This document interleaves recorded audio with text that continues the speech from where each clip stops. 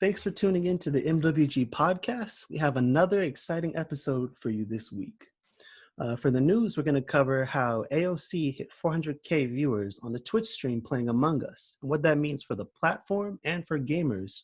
Our main topic this week will be the traditional team fighter games. These are games like the MVC series, Dragon Ball FighterZ, and CVS2. And then we're going to finish up with some of our hottest takes and conspiracy theories regarding gaming. So, with that said, let's get it started. Oh man, first of all, boys. What's popping? So first of all, dude, Naj is about to get flamed for the Dragon Ball FighterZ. But I remember as a meme, I was definitely calling it that in the beginning. And me and my friends are like, "Hey, you trying to play some FighterZ real quick?" Isn't that what it's called? It's fighters. It's always been fighters. That's the dyslexia. No, we gotta let it rock because it's FighterZ in my heart. Kind of like how it's Hunter x Hunter to me. I don't care what anyone says. That. It's 100%. I hate the way it sounds. It's 100% wrong, but I don't care. It sounds terrible. It's you know what? Hunter. You know what it is, dude. You when you say something as incorrect as that, you gotta say it with conviction. At least for still trivial things like this. I mean, obviously more important topic, but for something as trivial as this, not really a big, huge deal, right? Yeah. Hunter x Hunter.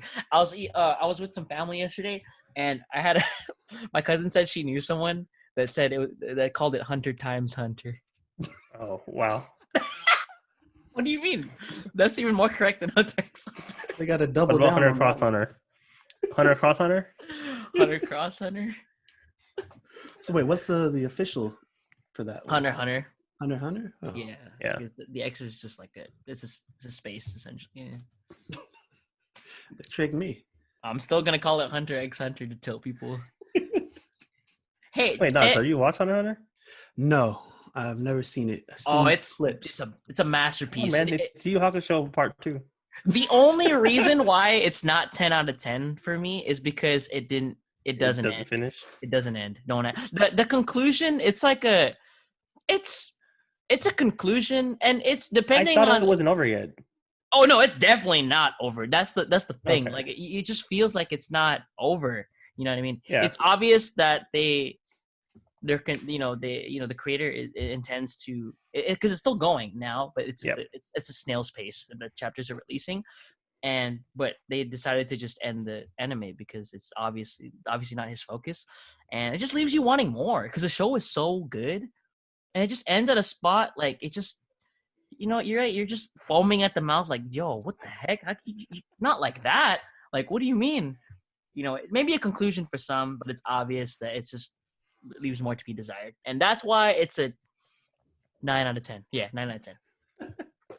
I like how we start the podcast off with the tangent. That's the best. Start. Very important. Best, That's the best opening.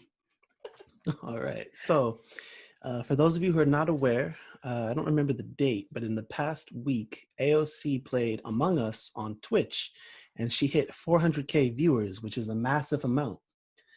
And this is just huge news because one, I've only heard of numbers and mainstream news media covering this stuff. The last time was when Drake played Fortnite. Oh my gosh, that was a lifetime ago. Yeah.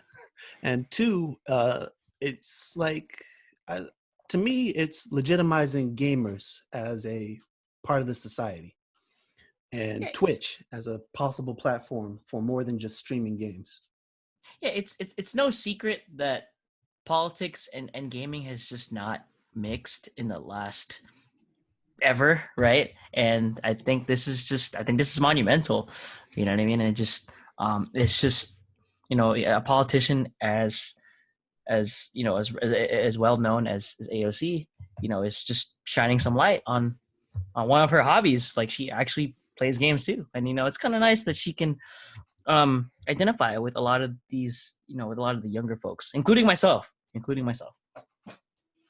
Yeah, I think it's pretty cool that she's utilizing the platform the way she is, and I think it's kind of just an evolution of where things are going from, just looking back at the 2008 election.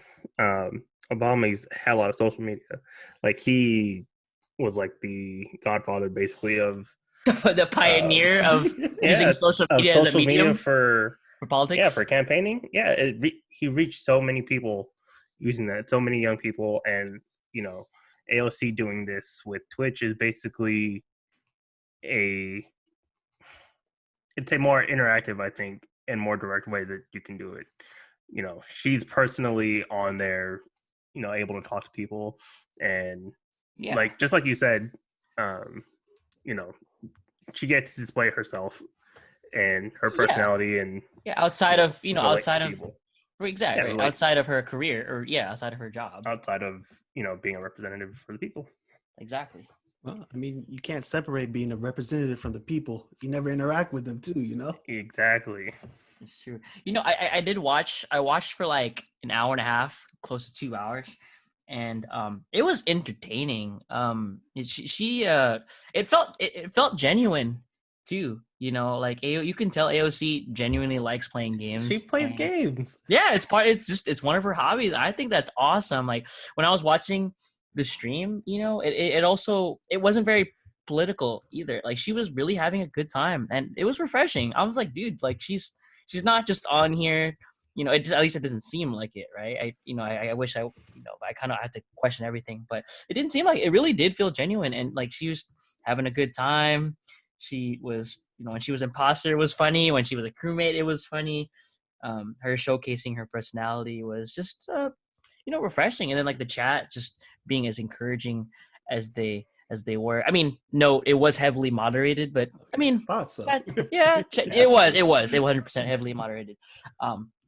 It was still cool. I mean, and and the only real thing, only real political thing she said on there was just, hey, go vote. And hey, that's just regardless of how you feel about politics in general. I mean, that's important, right? And a lot of these guys are 14, 16, 12, right? And like, hey, like they might just recall this random stream from, well, hey, vote, but at least it's in their heads now. You know what I mean? And on Twitch, right? When I think about Twitch, I don't really think about voting or politics at all with Twitch, but yeah, I mean, shots to. She has 698K followers already. 600. Man, that's just now, dude. And I think her account just started, right? Like that was her first ever stream. On Twitch. Yeah, it was. That's funny. I'm not surprised. When I announced her, when they announced her Twitch, dude, she was offline for like a day. I followed on that day. She didn't even do anything. I just followed too. I'm like, I'm in there. I mean, she knows how to get the vote out, so of course she's gonna get followers. Hey, how many people did you say watch the stream? It was about 400K. Yeah, that was just her stream, right? That was just her stream. Yeah, that's so insane. Think about all the people that she was playing with, like Pokemon and all them. And how many of them were probably streaming as well. So yeah, and it was. So there's probably at least 1 million plus watching AOC stream Among Us. Ilhan Omar was playing too. I don't know if you guys knew that, but she was playing as well. Her daughter she had a rig. Yeah, she had a rig. Her rig's crazy. I'm like, does she need that? Hey, real quick, can I have it? What's happening? But yeah, again, I think it's cool that just politicians just engaging in something that we like, and gaming is hard to ignore. Just the more years that go by, it's becoming extremely mainstream, right? And then like it'll be, and then just these. It's one of the most freaking common things just to do. What's weird is it's always been common, but it's not even that, but like as far as money goes, it's it's a huge industry. Yeah, absolutely, and you can't just ignore it. You know what I mean? I mean, it was inevitable. You could even say it was inevitable that this kind of thing would happen. That someone just has an interest in video games and like, hey, I want to play with you guys on Twitch. Like I'm kind of surprised it took it so long, but I'm not surprised at the same time because of, oh my gosh, they're so old. Oh yeah. It should have happened a long time ago, I think. But you can't blame them. They were probably trying to boot up their Ataris to get on Twitch. Like, it should have happened a long time ago, but it couldn't have happened a long time ago just because of the demographics of our government. To be fair, get super right. into politics right now, but yeah. To be fair, Twitch is pretty new, if you ask me. Like, it really blew up in within the last 10 years. Yeah. So, there was a whole presidential election 4 years ago. But I'm hey, just man, saying, 10 years is still mad new for some reason. It is. I mean, let's see. Radio is 80, 100 years old. Television, 60 years old. Mm-hmm. So, I mean, this is relatively new. It is, but I mean... Yeah. I see your point, though. Like, we had an entire... They had chances. They did have chances. Yeah. But hey, it's not like Twitch just blew up last night, Yeah. Twitch and live streaming have been big for at least 10 years. Mm-hmm. I'm glad it happened. And I'm glad it was someone like AOC who she's just very bright. She's a very bubbly person. It was nice. It was fun to watch. Yeah. Yep, she's got the personality for it, which I think is the reason why it hasn't happened until now. That's got me thinking. Do you think it's easier to start as a politician, then get into streaming, or streaming into politics? Oh, that's a whole other, that'd be insane. Can you? That's not even like that's plausible. Like, can you? I would lose my mind if just like a Shroud type personality who is doing this now and 20 years down the line they're in politics. That's out of control. Vote Pokimane, simp. Oh my gosh. No. That's a no comment from me. Well, 2016 did happen. That's all I'm saying. If you got a strong personality, it's enough sometimes. Yeah. The only thing I also want to add to it is politicians have historically only blamed video games for problems. They've never really seen us as, part of a solution. There's any kind of violent outbreak, it's because of video games. I can't tell you how many times I turn on the news. Yeah, GTA, because of GTA, the world's ending, Yeah. Meanwhile, I'm just trying to collect some records for my house in Animal Crossing. Oh my gosh! Yeah, I've done I take care of my. I did a whole written paper about that in college and how ridiculous it is that people blame violence in real life on video games. That's cool. Yeah, there's some causality to it, but it's not overwhelmingly this is what caused. I'm glad you did. That's cool. I did not know that. That's. Oh, I think it's time. I've always thought about that. When I, if I ever went back to college, I would love to write about that kind of thing because I think about that all the time. Dude, I wish I had my papers. I lost all of my college papers, but a good majority of them are on video game related topics. I'd love to read those. If I had them, I would let you see them, but I don't. Yeah, that's awesome to me because I think about that all the time, and video games tend to be a scapegoat. And, in reality, video games is essentially shaped who I am as a person today. I learned about philosophy, I learned about how to engage, in conversation. I learned about, I learned about how you just, to look at something from someone else's perspective, learn empathy. I learned all that just from doing something my parents thought was detrimental for me. They're like, yo, you play video games. That's why you wear glasses, son. I'm like, yo, you're Matt, you're gonna. Oh man. They'd be making up some stuff, and I'd be like, oh, okay. But then I'd play too many video games. That's why you can't reach the pedals and. What game was it? Initial D, version 3? Yeah, that's why. Because I spent way too long playing video games. I wasn't taking naps. Therefore, I wasn't growing, and I got stuck at this height. And that's why I couldn't complete Initial D, version 3 at West Valley Mall. Oh, man. But anyway, right? Yeah. Video games has done this not just for me, but for millions of other people that have grown up. And, a lot of us are, our late 20s, mid 30s now. And I'm sure a lot of us have the same story, and this is why I think it's important that someone like AOC is streaming on Twitch, because this is just something that it's opening the door. Yeah. I mean, think about it. In 4 years, we're probably going to see Twitch rallies for politics. Oh my gosh, that is out of control. I'm calling it. 100%. Someone that's on record. It's right here. It's recorded. Yeah. Twitch. You heard it here first. You heard it here first. Naj has the reads, boys. We'll see. Maybe we'll have a presidential candidate that isn't, ancient.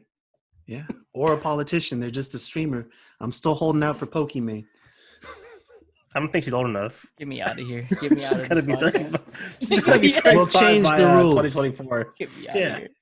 She's gonna be 35 by 2024. So there we go. You know who I'm voting for. I don't want to know. Carl, if you want to do some more, I think Ninja will be 35. No, I'm not voting Ninja. No thanks. No. Oh, no, okay. So we said we wouldn't get political. It's getting super political in here. You're not voting Ninja. Fortnite. He played Fortnite. Never. You can't have that mindset. Influential figure. Yo, if Ninja ran, that'd be funny. You bring up that tweet about losing. Have you guys seen that tweet? Yeah. That tweet. You can't have that mindset, man. Could you imagine if he loses the race? That tweet. Oh man, that's so funny. Oh wait, no, he won't be. He won't be old enough. Darn. That tweet's so funny. It's the best. I wish I bookmarked it. Oh, Pokemon's Canadian. Sorry, Nash. I'm moving to Canada. She's the next prime minister. Oh my gosh. And she's super young. She's 24. That's really? definitely young. Yeah. I always thought she was around our age for some reason. Oh, well. Oh man. Yeah. What a time. Well, we can start focusing on some violent video games like the Marvel vs. Capcom series. You guys ready for the main topic? What a transition. You would say Mortal Kombat. No, that's too violent. And that's the reason the ESRB happened, man. Oh, you're right. That's true, huh? I forgot about that. That's fair. Yeah, that's fair. The ESRB is fine. I'm okay with that. Oh yeah, no issue with that. Yep, no issues here. But yeah, just Anyway, shall we move on to our main topic? Yeah. So, we've all played them, and if you haven't played them, you better get out there and play them. But the 3v3 team fighting games, 2v2 tradition, yeah. Team fighters in some general. of the greatest games out there, hands down. And we've all played. We each have our own favorite, and we're just gonna go over them. What we liked about them, what teams we run, why we run those teams, what teams we hate to fight, whatever. And I guess we'll start with the granddaddy, MVC2. That is the granddaddy, is it not? One of my favorites. So, Moss, you want to start us off? I am a spectator for a ride. I'm a spectator when it comes to this. I've always been. This is definitely before my time, but I love MVC2. MVC2 is popping. That game's tight. The music, it's so fun. The characters. I just like how many characters are in the game. I know in competitive MVC2 you don't see a lot of those guys, but the roster is super cool. I always thought, like, either as a kid just walking in the arcade and just catching glimpses of the cabinet, like at the Chuck E. Cheese in San Jose, and seeing, like, I remember seeing like Juggernaut. Juggernaut's probably who I remember the most because he's just such a big character. He just takes up the whole. Full screen. He was Hugo before Hugo in Street Fighter 4. He was Abigail for Abigail in Street Fighter 5. He was Hugo before Hugo in Third Strike. Like he just take up the whole screen. I thought it was super entertaining. Like, actually, wait, is MVC2? Wait, MVC2 and Third Strike? Third Strike came out after MVC2, but I'm about to say Ganondorf. The Juggernaut sprite was definitely used before MVC2. Okay, yeah, that was some super missing. Might have been around the same time. I don't know when Third Strike came out though. Right. Yeah, I just remember seeing Juggernaut and I was like, that's so cool. And then just seeing Cyclops and Cable and Rogue, Spider-Man. Gambit, Spider-Man. Oh, Gambit's tight. I love Gambit. But yeah, I'm definitely casual. Like, So who's your team, Moss? The team that I usually play right now is Guile, Cammy, Psylocke. I don't really know where the synergy is in there, but I just like playing Cammy. And Psylocke's assist is really good. And Guile's, he's fine. like Guile in that game? Huh? You're a Guile guy in that game. Yeah. Do you zone with him in that game? Like, how does that work? Just air combos. Okay, that's fair. Yeah. Do you really zone in Marvel? Unless you're playing like Cable. Or like Spiral. Is Spiral zone? That's not zoning so much as lockdown. Yeah. Who else? I think Cable and like, oh my gosh, what's his name? Blackheart. Oh, Blackheart's the best. That's like Blackheart's their main zoning characters. Right. But yeah, I really like playing Cammy. And it's like just looking at the characters that I play, I don't play the execution heavy characters because I never learned how to do assists and all that. Right. So like the super mobility characters, I don't play, like Storm. Oh, yeah, Storm, like Magneto and stuff. I don't play them because I don't have the execution to pull off like It's all good. the It's hard. influence and all that. So yeah, I stick to the easier characters to play that are like pretty solid. Nothing wrong with that. Yeah. Yeah, and Cammy's fun. She's super fast in the game. And the Psylocke assist is really good. Do you have experience playing in like the arcade, or like did you play on console or? So we mostly played on the PS2 growing up, which is like probably the worst version to play of the game. It's like very far from like the arcade. It runs a lot slower and all that stuff. And then I played at the arcade at San Jose State. Got wrecked. You had me at San Jose State. That's not really a surprise there. Yeah. And now we just play on the the PS3 version, which is pretty close to it's like pretty close to arcade, I think. Yeah. But I think the Dreamcast version is probably The best version. Yeah, the best version for like home play. Fair, yeah. But if you don't have arcade stick, don't play it because Dreamcast controllers are crap. How do you? That D-pad sucks. Actually, now that we're on that topic, how do you? I didn't even think about this till now. So how do you hook up your? Do you have to get a specific fight stick to play on the Dreamcast? I don't even know what that port is. I think you would have to have a Dreamcast stick. Oh, they actually either a Dreamcast stick or a converter. Converter adapter. Okay, that's what they just occurred to me. Like, how on earth would I? Right. But I mean, now you can just play on PC, and Wait, isn't it? It's on Xbox 360, right? Yeah. PS3. Well, if you bought it, you can't buy it now. Okay, got it. That sucks. Yeah. Oh man, I'd love to play MVC too. I'm trying to play like Juggernaut, Iron Man. I don't even know. I don't know nothing about synergy in this game. Yeah. I'd play like Juggernaut, Iron Man, and who else would be fun? I don't even know. Oh, and another big body like Venom or something. Nah. Don't play Venom. No. Check me out, boys.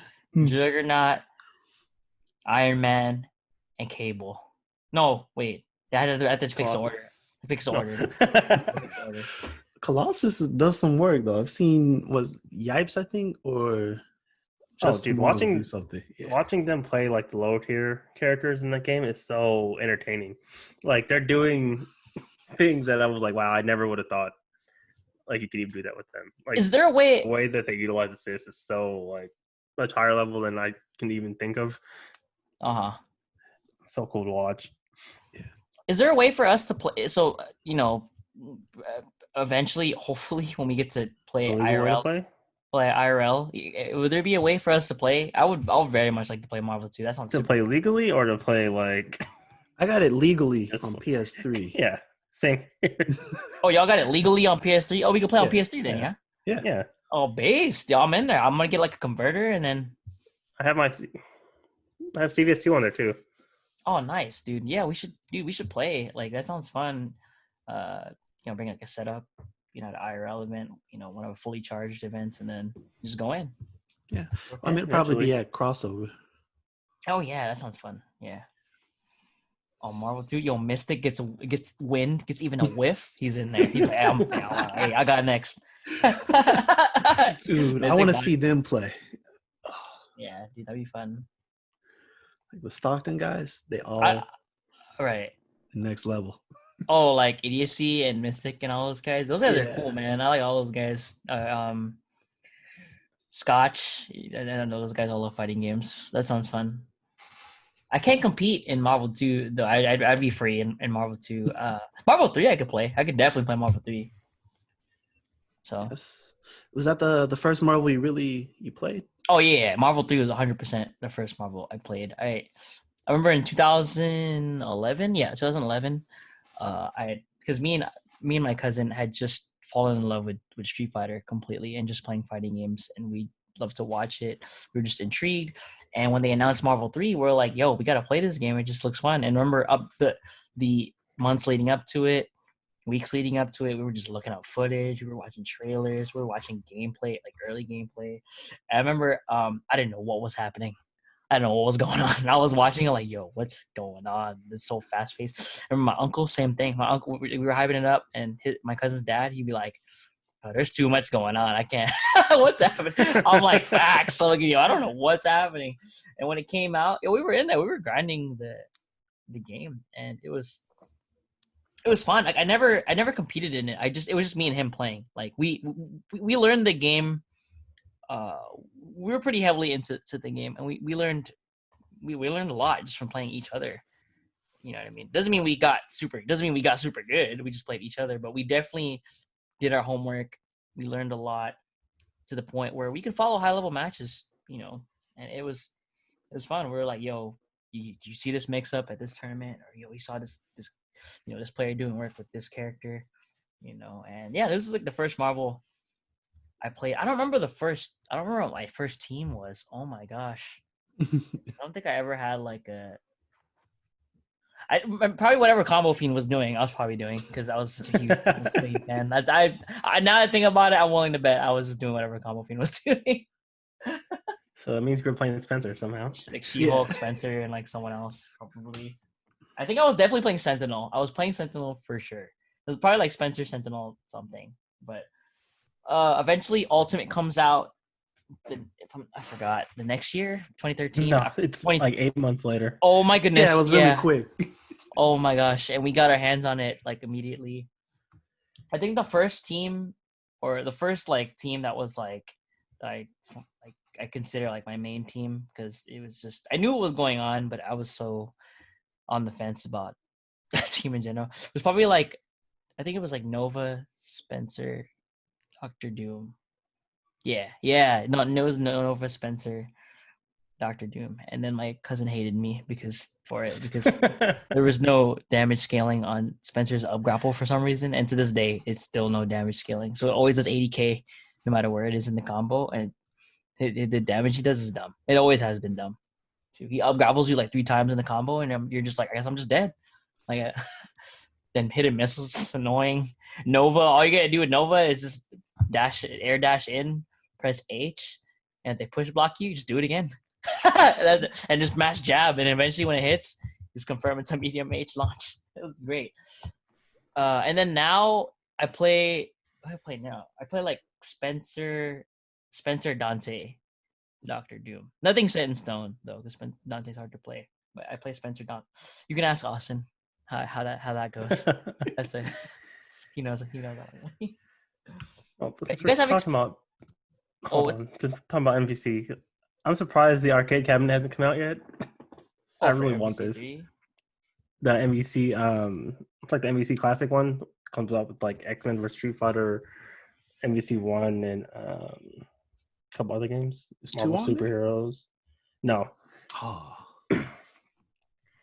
You get. I don't know what's going on with 2. But you get the cabinet, Moss. I'm coming through, dude. You can't socially distance if you got a quarter down. And I think it comes with like the stool too, which is pretty clean.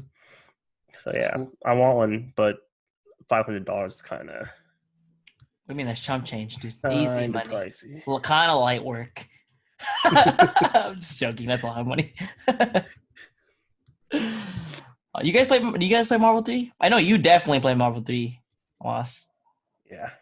You play Marvel 3. My first team is still the team I play like to this day. It's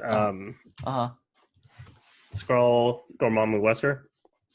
Oh, you said Skrull, Dormammu, Wesker? Yep. Okay, cool.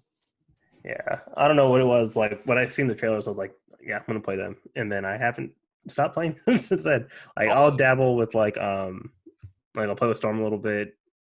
Like I'll play Justin Wong's team, but I stuck with Akuma. Like I'm okay with Wolverine because Wolverine's just kind of beast in that game, and then Storm is pretty fun.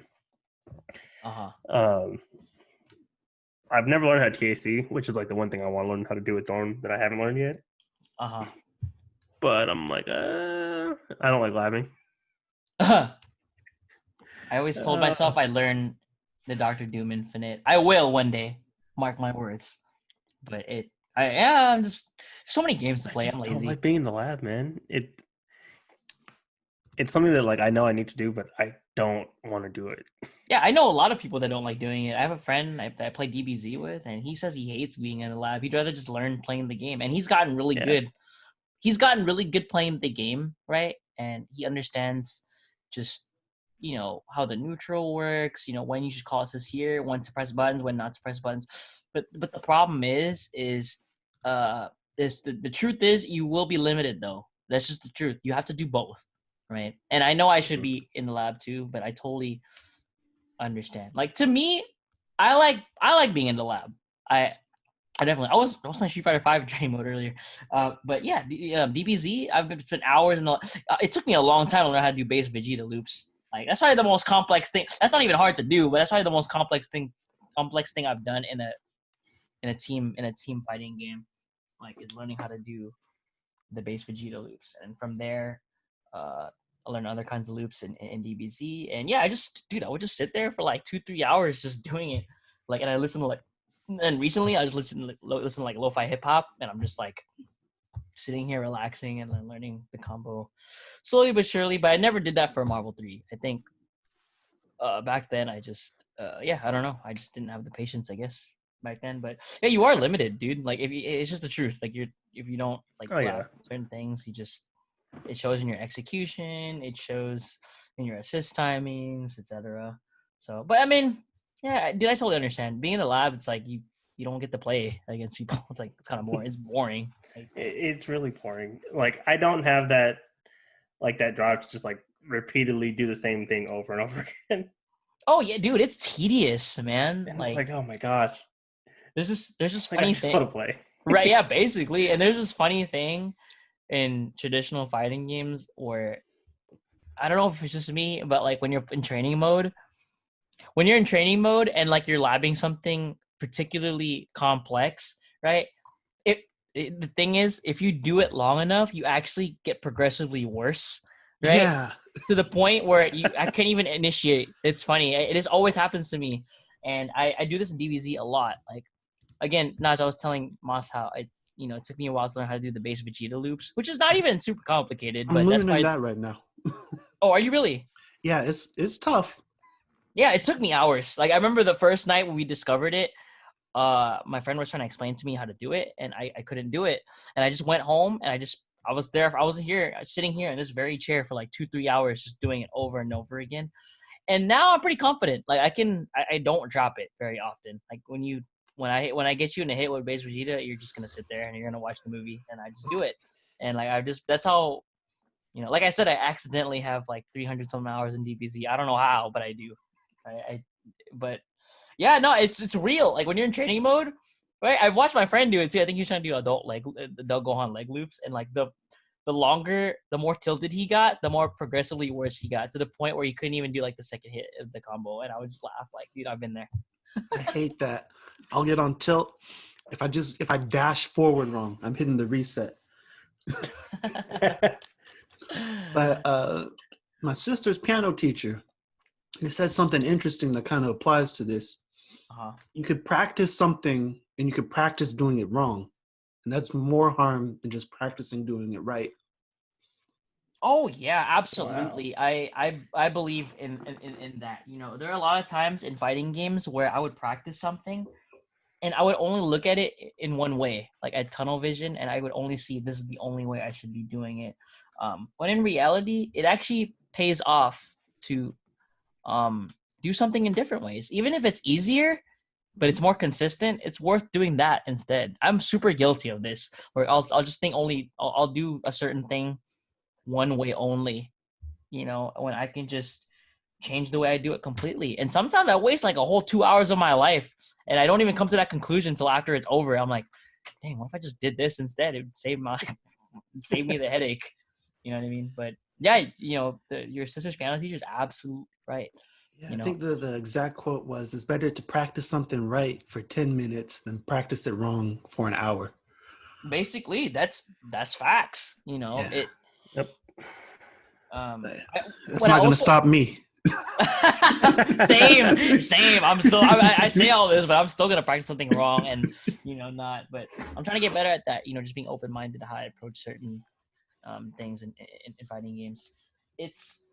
There's another piece of advice is taking a break is good too. Like if you find yourself like struggling with something, you know, something particular in fighting games, it does help to take a step back and just stop playing for a while. Especially, well, I mean, maybe this might apply more to the lab, but I find that like I'm like, man, you know, today's session was terrible, and I find that when I tackle the same scenario the next day, that, you know, I come in with a fresh mental.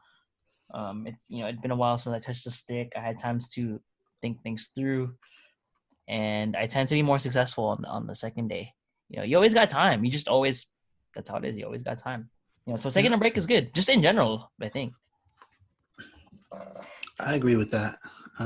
Like with Marvel, what was it? I was trying to get the spiral pressure down. Okay. Then I had to stop. And then when I come back to it, it's way easier. Yeah, taking a break. I swear by it. Hey, so who you play Marvel 2? Oh, Marvel 2? The main team is Spiral, Blackheart, Sabretooth. Oh my gosh, that's not up. That's all it is. What's the Blackheart assist? The pillar, the ice pillar. Does it hit like? Does it just? It's kind of like Captain Commandos, but it like. Does it track? Kind of time. Does it track you or? Yeah. So what? You just zone with, or you just do swords a bunch of times in spiral and just call that assist and then GG? It's mostly Sabretooth's assist. So what is Sabretooth with spiral, he calls Birdie and she shoots a gun and it's like six shots. 3 shots. It's full screen? Yeah. Oh, classic.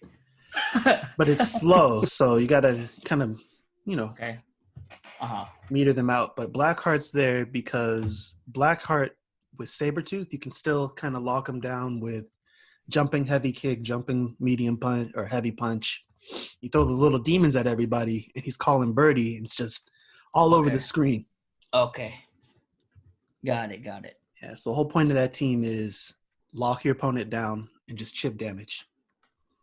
Yeah, that's annoying. That sounds like Marvel 2 to me. Yeah, that's what I like about Marvel 2. It's a chip damage kind of game.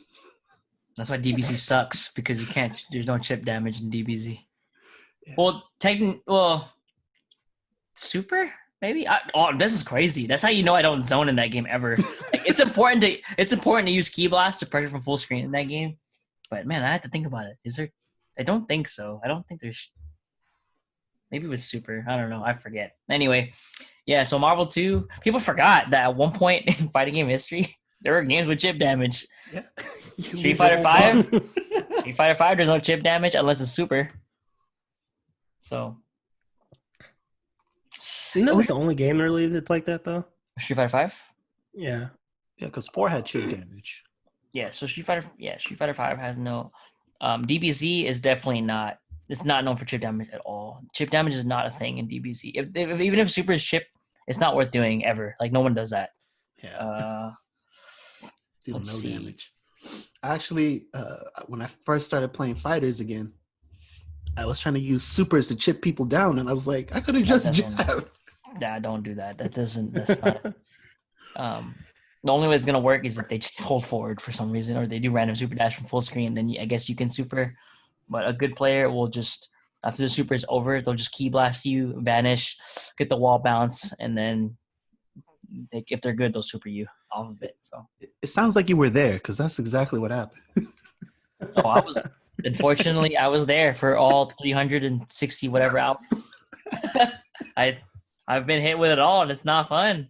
Dude, that's the thing about the team games too. That the game is definitely fun when you get to play.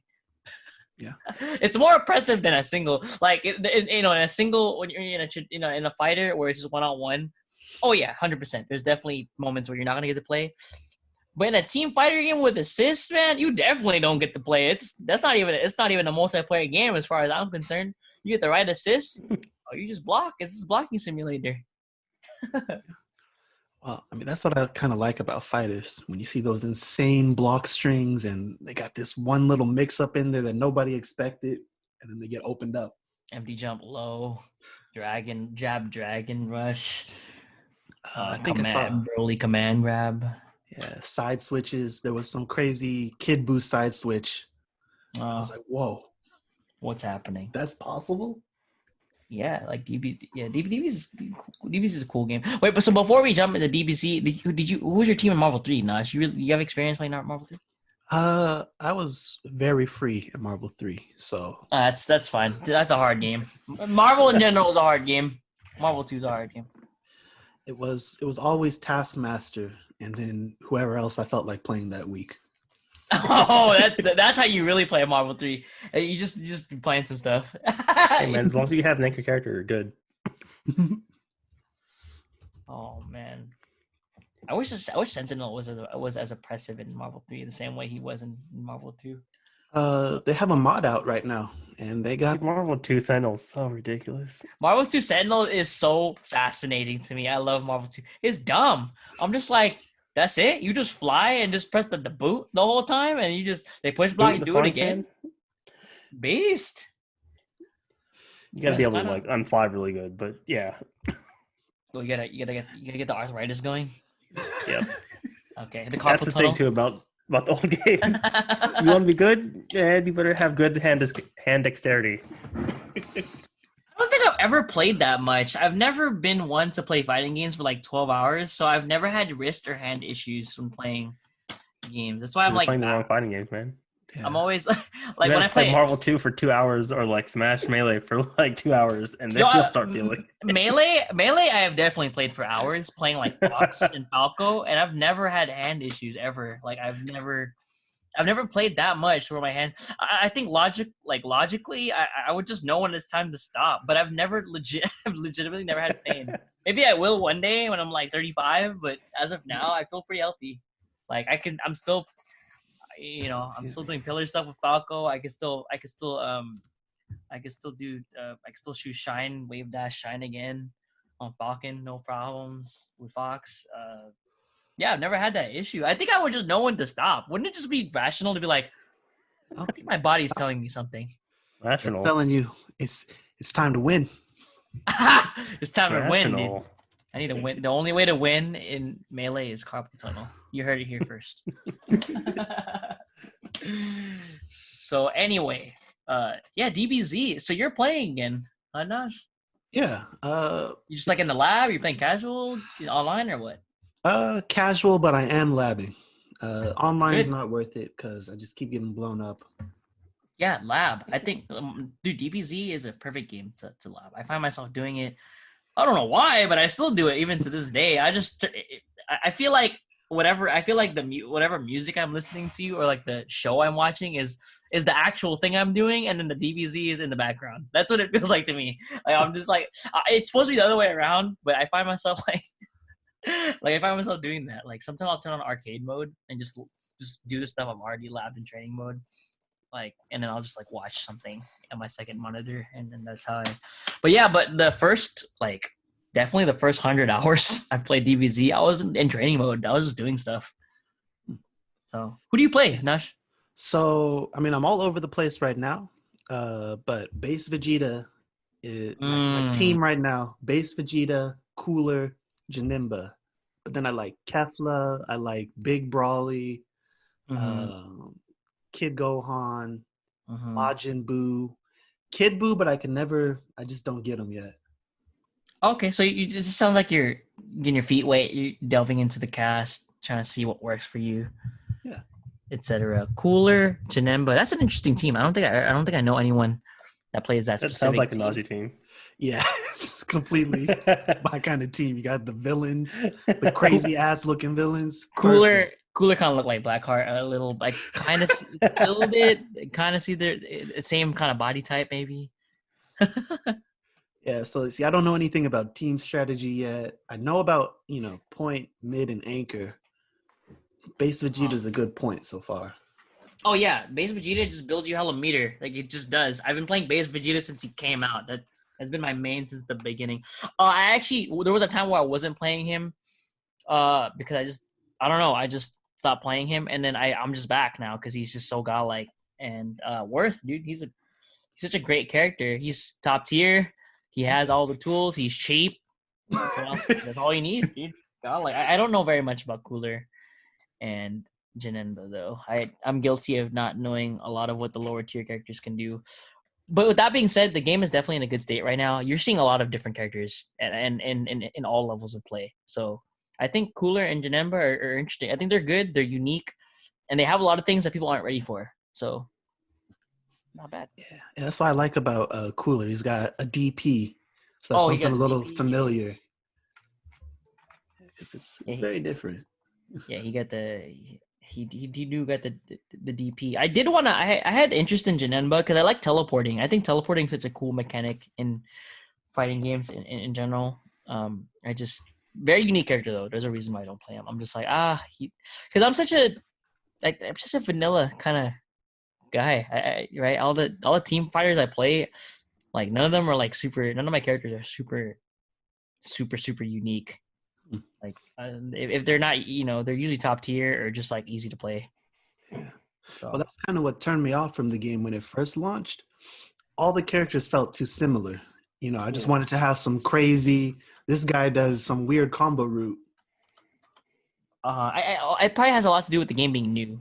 Too. Yeah, when it was new, I mean, it wasn't a bad game. Like I gave the game a 9 out of 10 for sure. Oh yeah, the game was fun from the get-go. I don't think there was ever a time I was having a bad time with DBZ. But the more it evolved, the more tech that was discovered, it got a lot more fun. I was like, man, you see a lot of unique things in this game. And then I said from the beginning, if they just added like 2 more assists, it'd be perfect. And they did. And I was like, thank goodness, because like there were just certain characters that were just not viable.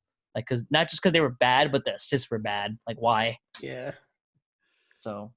Yeah, I mean, I was waiting for the game to, finish growing, and then I knew I'd come back. So now I'm back. Yeah, it's in a good spot right now. So, Mossta, have you seen gameplay sometimes, or like you just catch kind of? Like I play it, like I have the game. Oh, you have the game? I don't even know. Yeah. That's funny. That's like Austin. Austin had the game too, but you don't play it though. Oh, wait, like I haven't played it in. Oh yeah, go. Like I haven't played it in a while, and then I was at my friend's house a couple weeks ago, and we just put it on for the hell of it, and it was really fun. Like, oh yeah, if we're playing in person, it's fun. And I was playing Team Gohan for like the first time I really actually picked him up. Okay, and he was pretty fun. Like I was trying to just learn little things with him. Like I think we talked about this before, like how I don't know like all of the mechanics or like the basic mechanics of that game. Like I don't know how many wall bounces and all that crap you're allowed. Yeah. Like, and I'll just like be playing and like, oh, I used it. Yeah. No, that combo's not gonna work. My bad. Right. But it's still fun, It's still fun. It was when I was learning. It was fun. Yeah. Let's see. My original team, I think, like was always Frieza and Super Vegeta, and then like I'd switch off who I wanted at point. Mm-hmm. Like when Bardock came out, I was playing him for a little bit. I tried Goku. Okay. Yeah, I was just trying like a bunch of different characters, but I never found like a character that I really liked to have for the third. Okay. So yeah, that's kind of where I'm at still with the game. Like, I just kind of play it for fun and mess with the other characters. That's good. I'm 100% down to be playing fighting games for fun. There's some games I'm just never gonna learn, but it's just fun to just to play it because it's just it's fun to press buttons. It's just fun learning stuff on the fly, etc. So that's good. Yeah, and I love the presentation of it. It's a beautiful game. You're right. It's such an amazing looking game.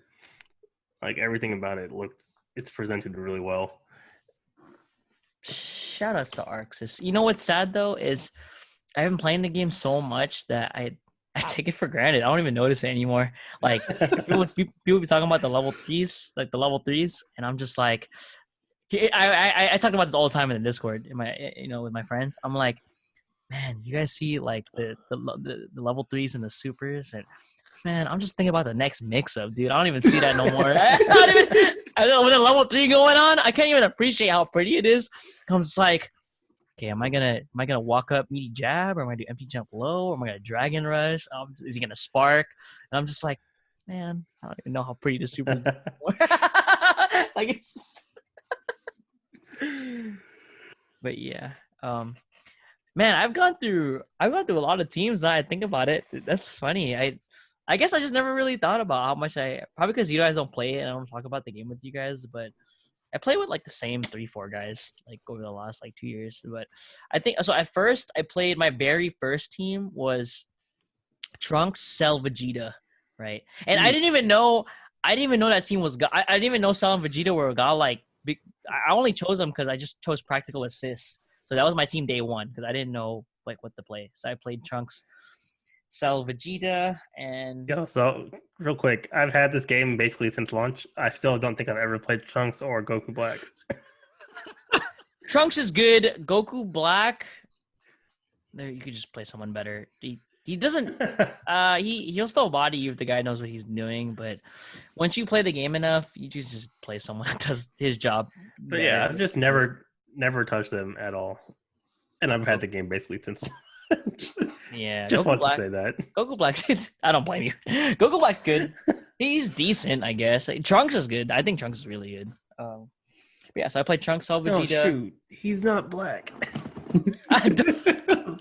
That clip's hella funny. That is the best clip I've ever seen. Not gonna lie. They really aired that. Like they really said that, and then like someone edited. Yeah, this is all right. This is okay to go on TV. This is appropriate. No one will take this out of context. And then I played. What did I play? I played Base Vegeta, Gotenks, TN. Oh man, that was a long time ago. My goodness, I don't play that team at all anymore. I forgot I did that. And then I stopped playing the game for a while. Came back. Okay, I came back and then I played Adult. Oh my gosh, what did I play? Oh, Adult Gohan, Super Saiyan Goku, and then Yamcha. That team was annoying. That team was for sure annoying. People hated. My friends hated me for doing leg loops, and then they hated me for doing the best mix-up. Don't at me, by the way. The best mix-up with Adult Gohan is you do you condition them with instant air dash heavy, right? And then if they block, right, and then the very next mix-up you do, you just jump, fast fall, light, and they're not ready for it. They flinch every time. They get hit low. And I'm like, it's too cheap. And eventually, if you got really cheeky with your friends, you do double fast fall into low. It works every time. Or you can do fast fall into instant air dash. That's the most tilting. I always do that to my friends. I do, because like they'd expect it, right? So if you do jump and you do fast fall light, because he has a standing low, right? Oh, okay. So you do fast fall into standing light, which is a low. Either that, or what I would do is I do fast fall and then I instant air. I do nothing and instant air dash H, and they'd be like, stop. Because they think I'm gonna hit them low because staying low, but I do instant air dash H instead. They got buck high, and they get bodied every time. It was so funny. So that's one of my questions with the game. I'm still new to it, so I don't know like the neutral as well. Because I mean, when I watch the games and I watch the footage and everything, I see the pros get right into it and they're mixing each other up. and they're in the corner, but I can never get my approach down. Okay, How do you get to that spot? So in DBZ, zoning is not really much a thing in DBZ, if you ask me. Like, it's not. I think Frieza is probably the closest thing, but Frieza sucks. Like, I'm sad that it's like that because I like Frieza, but he's just the chip damage is not prominent enough in that game, if at all, if at all, like a factor whatsoever. So what people usually do is they will they'll they'll use key blast and then call assist, right? That's why you want a good assist on your team. It's hard to not have a good. This is why in the beginning why beam assists were so valuable, because they call beam assist, and because and if your opponent was on the floor, they'd eat the beam assist. Either they got hit or they'd block it, and then they'd block it full screen, and that was your chance to dash in, close the gap. You dash in and then pressure them with jab. If the jab works, you continue with the combo, and if it doesn't, and then you finish your block string, call the other assist, and then that's when you try to mix up your opponent. Your goal in that game is to put your opponent in the block string, right? You guys have seen the footage, right? Like, when the pro players are playing neutral, the block strings they feel like 2 hours long. Like, that's the goal. You want to put them in that situation. So how did they block all of this? Don't ask, dude. I don't know the answer to that question. Even after this long playing that game, I don't even know. So when you your goal is to put them in the block string. So ideally, especially if you're new to the game, you want to use an assist that does that. So don't be afraid to call assist. Even if the game just starts, just call an assist. And if you're if your opponent gets hit with the assist, that's when it's your time to capitalize. And then because you want to put them in the block string, and then you want to learn what your character's block string is, right? Like the optimal one. And then when your block string is over, you want to make it so you call the assist, then the assist puts them in block stun again, and then that's when you decide, okay, I'm gonna dragon rush this time, or okay, I'm gonna go low, or okay, I'm gonna instant air dash H. Right, so that's the game. That's the neutral basically in DBZ. And when you call the key blast, like, people will do it from like full screen. They'll call key blast, and then if your key blast hit, you want to press vanish, because the vanish will grant you the wall bounce. Right. So the way vanish works in that game is, if you, not just for key blast, but if you hit your opponent and you cancel into vanish, you'll hit them off the wall. And after you hit them off the wall, you can either Dragon Rush for the knockdown, or you can continue the combo, assuming you know a combo. I guess that's your two options. Ideally, you want to knock your opponent down every time, right? So either you Dragon Rush for the knockdown, or you do a combo after the wall bounce that leads into a knockdown, so you can try to mix them up again. That's how the neutral works in DBZ. See, I didn't realize that the Dragon Rush went into a knockdown. Yeah, it actually wasn't like that the whole time. I think they introduced that in season 2, if I'm not mistaken. Because before, Dragon Rush was used as not just as a throw. So it's basically a throw, but if you Dragon Rushed, it was also a combo extender as well. But then they changed it, so it leads into a sliding knockdown. So after Dragon Rush, you get another mix-up, assuming you're close enough. So that's basically how the neutral works. It's definitely a learning curve, but you'd have to watch a lot of games. But I've watched and also played a lot, so I understand how. But basically, it's just you want to put your guys in the block string. Use assist, go for it. So that's my main team now is Base Vegeta. Oh my gosh, who's my team?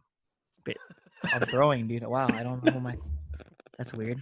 So my team is base. Who is my team? What the heck, dude? I've been playing that game for so long. I have no idea who my team is. What is wrong with me? Here, I'll even give you. So once I give you my team, I'll even give you like the game plan, like my game plan. Okay. Of my team. Oh my gosh, I actually don't know. Yo, bring up the character select screen. Yo, I'm about to bring it up because I don't know who it is. That's kind of sad. I have so many hours in this game. I genuinely don't know who's on the team. That's actually tragic, dude. I'm not gonna lie. The game should disown me. Okay, so I have base Vegeta. I have Broly for sure, right? So I have base Vegeta.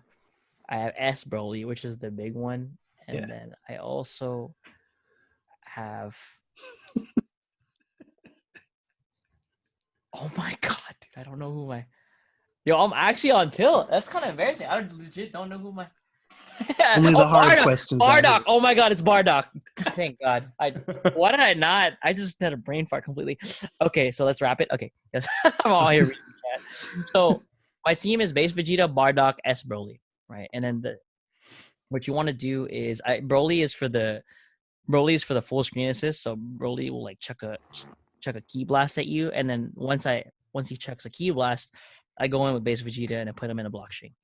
And then Bardock B was recently nerfed, but Bardock B is dumb because it puts you in block stun for about 2 hours. I don't know why it does that, but it does. If you get hit with Bardock B and you're blocking it, you have a million years to like put that mix up. So what I like to do is I'll do the not auto combo, but I'll do a block string and I'll end it with like the flying dive kick, right? And at that point I'm in the air. Bardock B will come out, put you in block stun. And then while that's happening, I'm in the air with base Vegeta, and I have 2 options. So I whiff 2H on purpose, and then if I do nothing, I land on the ground, hit you with 2L, right? Or I can choose, after I whiff the 2H, I air dash forward, and you get hit with medium. So you have to guess high-low after the Bardock assist is over. And that's pretty much what my game plan is. And then once you get hit with base Vegeta, you just eat the whole loop. I know 3 different loops with base Vegeta, and you just watch the movie. Yeah, you just watch the movie. Then you eat like 50%, and then you got to guess again. And then if you guess wrong, you just die. And then that's basically what my team is. And then, yeah, good times with that game. Feels good. So, never mind. Oh, you guys, what I was going to say. You forgot what you were going to say? Yeah. We got to play sometime, or I'll definitely teach you some stuff. Yeah, the game is super fun. Even if you're just playing for fun, just play it for fun, dude. It's a fun game. Yeah, I think the next time we all hang out, we got to have. All right, we got to cover this real quick. CVS 2, because we can't forget CVS 2. The best team fighting game, yeah. I guess. I didn't. It's before my time, but it's super fun. I love CVS 2. I think it's amazing. Like I think it's great. You could zone in that game. You could rush people down. Yeah. You got like 10,000 different meters. Options. You got Imagine having options in a fighting game. That's crazy, right? You have 6 different options right off the bat. Oh yeah. In the grooves. Who? I'm trying to play Sagat. I'm trying to play Guile. I'm trying to play all the whack characters. So you can play top tiers in this game, and it's not even bad because there's so many good characters. I'm trying to play Sagat, Guile, Blanca. And I hate Blanca. I don't know why. I don't like Blanca in any game. I think Street Fighter 5 is the... I'm not trying to play no freaking custom combo grooves, all right? I want to learn. That sounds fun. I think that's like the coolest thing ever. Like who am I trying to play? There was some people in SNK that I really wanted to. Beaky, maybe? Iori?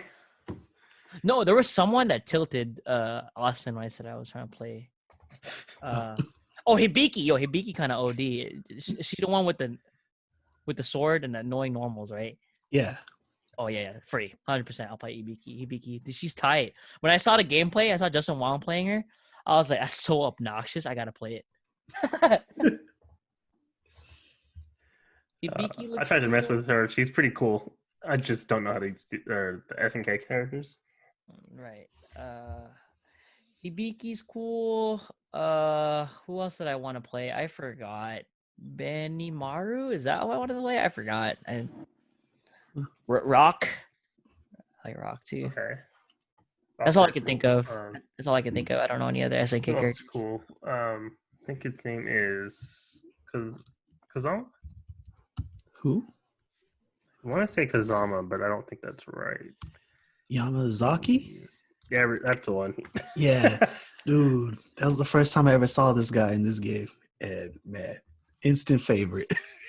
Oh, Yamazaki, he's tight. That guy, that kid's actually sick. Yeah, that's true.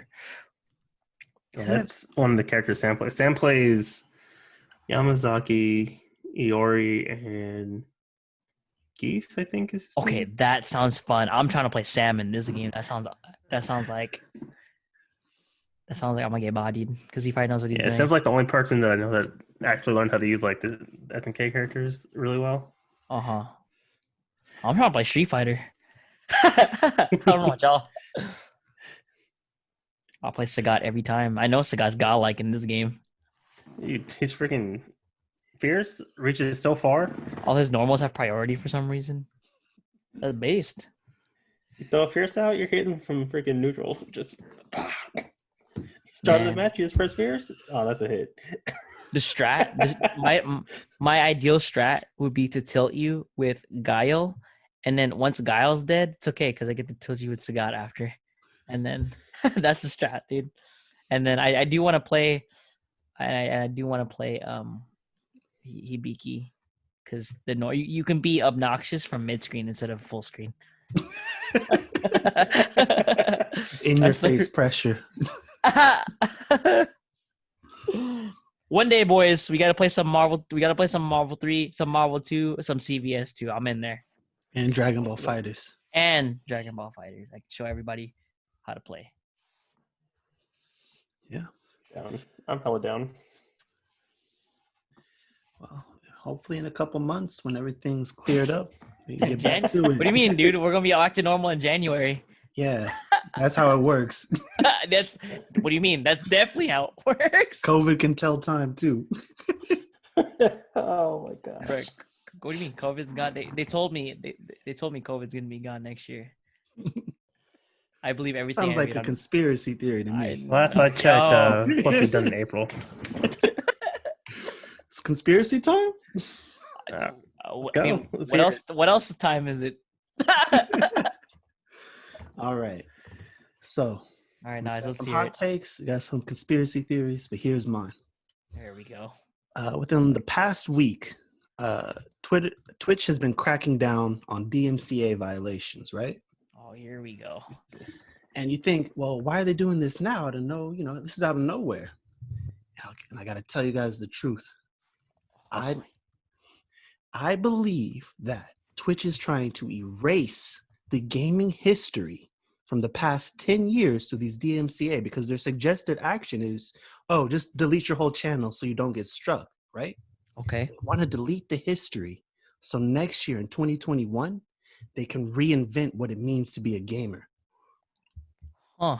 And you might be thinking, well, why would they want to do this? Okay. Because Twitch is going to be the next political tool. Cool. Here we go. It's clear. It's perfectly clear there, right? AOC comes on. Oh boy, Twitch is going to be like a platform for politicians. But you can't have all these toxic streamers, like billions of hours of toxicity on there. They got to delete it and start fresh. Uh-huh. And that's why they're doing the DMCA crackdown on people right now. And this has nothing to do with just streaming music with the games. That's a front. That's what the mainstream media wants you to believe. So you're saying it's fake news? It's fake news, yeah. This is the real reason. Because, think about it, right?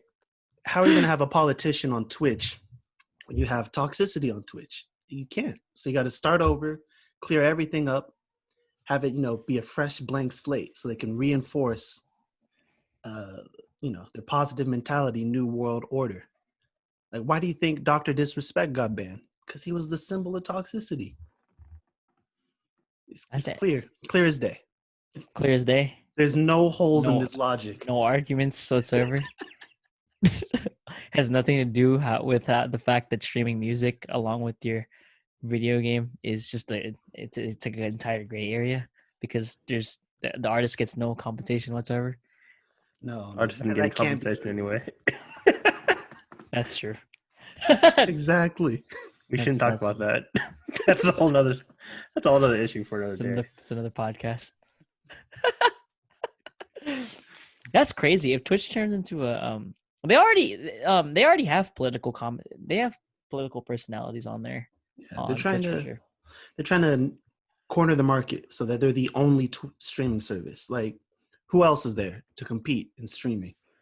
YouTube gaming? Yeah, okay, that's not okay. Come on, Facebook gaming has Ronda Rousey. Okay. That's how all the tech companies work. They want to have a monopoly. That's the tech company game plan. Get a monopoly, rule the world. To tell you the truth, if Twitch if it really did become a more prominent political platform, that'd be a nightmare to moderate. It's already a nightmare to moderate. Like it's awful. Like I don't even know who would take that job. Moderators don't even get paid. Like how do you? That's crazy to me. Like they really just be doing it for fun. I'm just like, man, can you imagine moderating? A political stream? Oh my gosh! You guys think people on the Facebook comments and the YouTube comments and the Reddit threads are bad? Dude, Twitch is horrible. The fact that the chat is moving so fast, you will see some truly heinous things on there. Moderating that does not sound like sub mode. That's why they're striking it, so that they can delete all the chats, so that nobody sees what's going on. They got stuff to hide, man. Trust me. The logic is undeniable. No this comment. is funny. This is some of your best work, Nash. Not gonna lie. Oh, there's more to come. We're just scratching the surface. I got more. This is really a conspiracy. That's so funny. I mean, it's not far fetched. If you ask me, it's not very far fetched because, a lot of times companies will just consider tackling other subjects or just other areas, other facets of life, I guess. Like kind of like how YouTube decided to hop on the streaming gig. That Facebook randomly had a marketplace. They have a marketplace somehow. Like these guys are always trying to implement new features, implement new things that they do. And yeah, I mean, it's not very far fetched. I can see that happening. I mean, there's already people already watch political commentators on Twitch. So yeah, I don't think it's super crazy. I mean, that's why they're trying to purge everybody, because they can start fresh, no records, and then they can lay down some serious ass rules. But not everything. One problem with this is that it's on the internet, and everything on the internet is archived. Leaves the internet. Yeah, it's archived. There are weird people that really just archive stuff. Like you can. I wish I was joking. People really have people have like Reddit archived, like a random cat post from like 8 years ago, and some guy has that post just on his hard drive somewhere. I'm just like, why? Like, who does this? Like, they're really just people just be doing that, and I'm not gonna knock it because I think it's just having a history of anything is good. I think it's a good thing, right? But Moz is right though. Like it's just everything's archived, and there are clips on there that will always be up there. I don't even think all the streamers did this. Like most of them are purging their channels, but I'm pretty sure there are some that don't even care, and they probably won't even get punished for it. Yeah, so. That's why it's conspiracy theory. It's conspiracy theory. I'm trying to think if I have one of these. I feel like I don't have. I don't know about a gaming conspiracy. I mean, what do you feel about Stadia? Because that's a hot take. Oh, the creative director who somehow took it out. He took it off his bio too. That's what made it funnier. For sure, I think there was a tweet. I think Google tweeted eventually. There was his opinions are his own, and we don't support this or something. And it was funny. And then his bio changed. It was funny. The Reddit thread is hilarious. So basically the thread was, what was his tweet again? He just says that they got to sell licenses or something. It was they should be gamer or streamers should be paying the developers to stream their games instead of the other way. Yeah, that makes because they paid the streamers, right? Right. Yeah, that's a yikes. I don't know about all that. I mean, you paid for the game, right? Remember not the license. What's I up? don't remember any people being paid from the game developer themselves for streaming game content. Yeah, there are some devs that do that. They'll pay the gamer to play their game because they need the publicity. There are so many games out right now. Do they actually pay them, or do they just give them a copy of the game? That's a different. They compensate them somehow. I mean, there are some streamers that people get like review copies and stuff. No, there are some streamers that will play their game and they will actually put in the title that it's #ad, like it's an actual ad. So because they do that, can we assume that developers are compensating them in some way, shape, or form? Well, if they gave them the game for free, that's still considered an ad. Yeah, that's still compensation. It's money you don't have to spend. Okay, yeah, that makes sense. Yeah, but it's just, like they're these companies are like giving copies of their game to big time streamers so they can. It's freaking free marketing. Yeah, dude, that just means that the devs don't have to do it themselves. They just let the streamer do it, and then. Like, do you know how freaking huge marketing budgets are for some of these games? Like, they're millions and millions of dollars. Yeah, why would you do that when you could just give your game Pokemon and all the simps are just like, oh, that game OD, I'll buy it. Ooh, can I play with you? Like, come on, man. It's ridiculous how like companies will really just take advantage of people and be like, yeah, this is or they have that mindset where it's like, you guys owe us for, having the content from this game. Like, no, we're giving you free marketing. Yeah, I mean, gaming would be nothing without its fans. I mean, like just look at how much has freaking changed over the last couple of years because of streaming, and like how big video games are. Like, you even talked about it earlier with how, mainstream media was covering Drake playing, was it Fortnite with Ninja? Yeah. Yeah. Yeah. Like, Did they buy the license? Oh no, there are so many. I know Fortnite didn't buy any of those dances. Gosh darn it, that's another podcast completely. So there are a lot of games on here that I never would have bought had I never watched a stream or my friend didn't watch a stream. Fall Guys, I legit will have never bought unless I had seen a stream. Among Us, I also would never have bought Among Us if I didn't watch a stream or my friends didn't. And Among Us came out in 2018. Yeah, 2 years ago. Those devs aren't complaining. They're like, "Yo, this game did not make money," and then all of it. Then within the last 2-3 months, we're based Among Us 2, baby. Like, dude, that's because of the fans. Yo, Jump King, I didn't watch it until I watched people get tilted. I'm like, yo, that's kind of fun. Phasmophobia, that's all the rage right now. Yeah. I have that game for some reason. Streaming has changed gaming completely, and it's not gonna stop.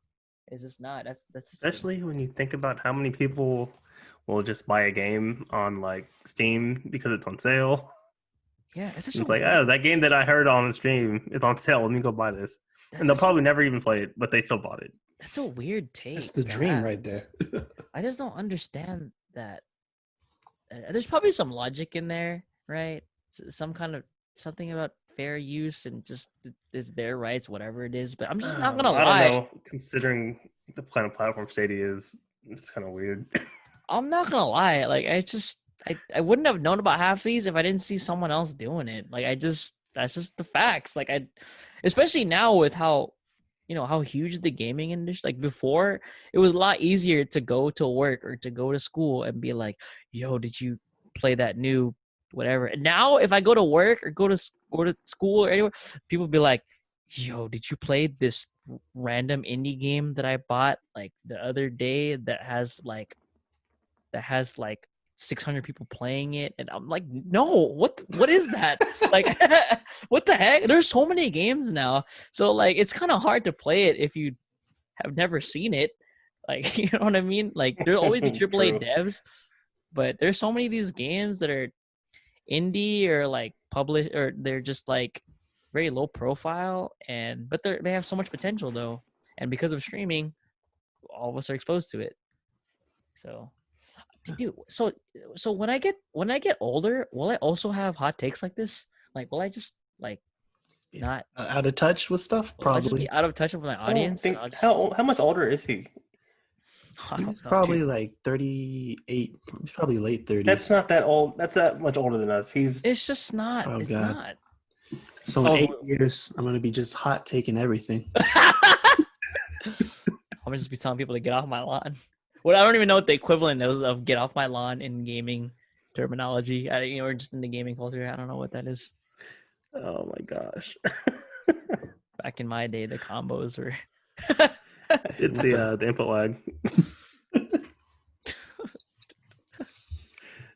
That's just that is a hot take for sure. Yeah. All right. Well, I think we can call it a night here, or a day, because we don't know what time we're streaming either. It's a secret day, secret time. This might be early in the morning, late at night. You'll never know. Thanks to all three of you that are listening. And the guy archiving it. Oh my gosh. It's been a great conversation today. We covered how AOC streamed to 400K people. And this was just a politician playing Among Us. And she just pulled the views in. And then we covered our favorite team fighting games, what we liked about them. And we're planning to just go all out, play all of them as soon as we can. All of them, all the games. Yep. You heard the secret DMCA conspiracy. That's all fact. That's all fact, irrefutable. In fact, I'd like to see it in the comments. Prove me wrong. Let's see it.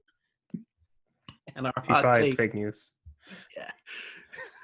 Everything's fake news if I don't agree with it. The day will come when that happens, and then Naj cites a source. Oh man, don't get me started on citations. Oh, here we go. Oh gosh.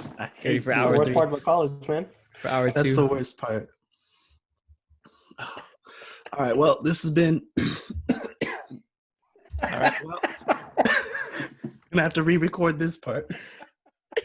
You're the asthma coming in hot? Yeah, hot take.